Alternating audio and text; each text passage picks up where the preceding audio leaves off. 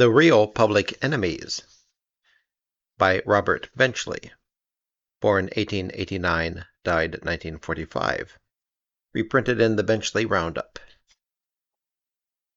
I have now reached an age when I feel that I am pretty well able to take care of myself against animate enemies. By animate enemies, I mean living people like burglars, drunks, or police. People who set out with a definite idea in their minds of getting me.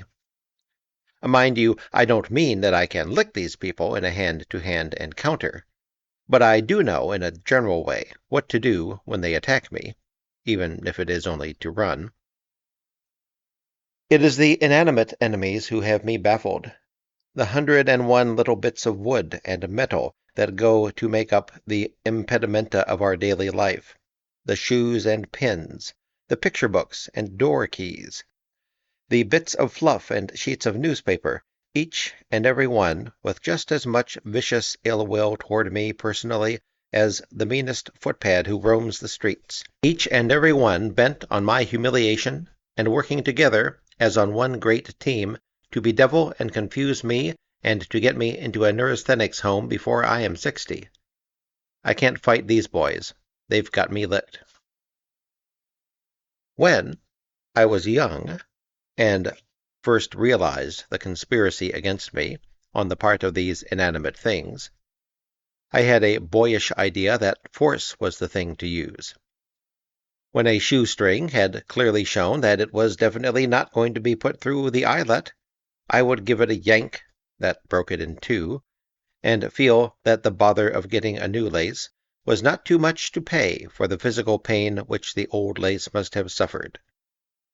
In fact, as I put the new one in, I had an idea that it was pretty well frightened at the example of its predecessor, and would jolly well behave itself, or suffer the same fate. But after years of getting out new laces, and buying new fountain pens, my method when a pen refused to work was to press it down so hard that the point spread open like a fork, and then to rip the paper in a frenzied imitation of writing. I gradually realized that I was being the sucker in the battle, and that the use of force didn't pay in the long run. I then started trying subtlety. If there is one field in fighting in which a human ought to be able to win out over a piece of wood, it is in tricky maneuvering. Take, for example, when you are trying to read a newspaper on top of a bus. We will start with the premise that the newspaper knows what you are trying to do and has already made up its mind that you are not going to do it. Very well, Mr. Newspaper, we'll see. Later on, you don't call it Mr. Newspaper. You call it you blank blank, but that is after you know it better. Suppose you want to open it to page 4. The thing to do is not to hold it up and try to turn it as you would an ordinary newspaper. If you do, it will turn into a full-rigged brigantine, each sheet forming a sail, and will crash head-on into your face, blinding you and sometimes carrying you right off the bus. The best way is to say, as if talking to yourself, well, I guess I'll turn to page 7. Or, better yet, let the paper overhear you say, oh, well, I guess I won't read any more, and make a move as if to put it away in your pocket. Then, quick as a wink, give it a quick turn inside out before it realizes what is happening. It won't take it long to catch on, but thinking that you want to turn to page 7, as you said, it will quite possibly open to page 4, which was the one you wanted.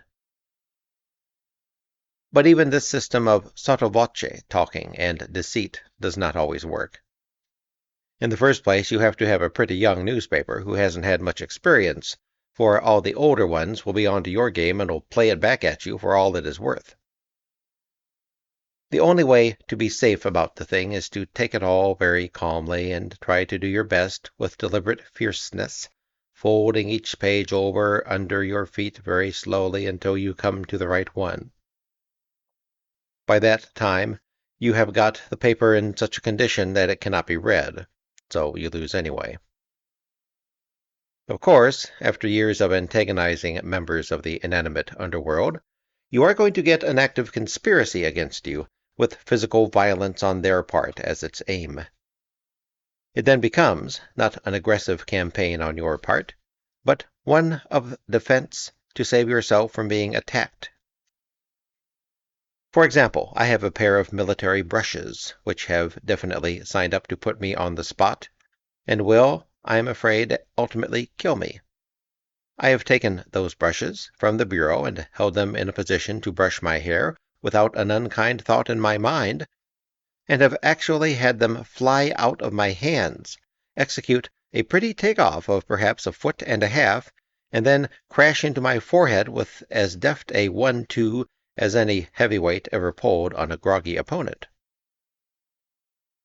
I have placed slippers very carefully under my bed, only to have them crawl out during the night to a position where I will step into them the wrong way when leaping out of bed to answer the telephone.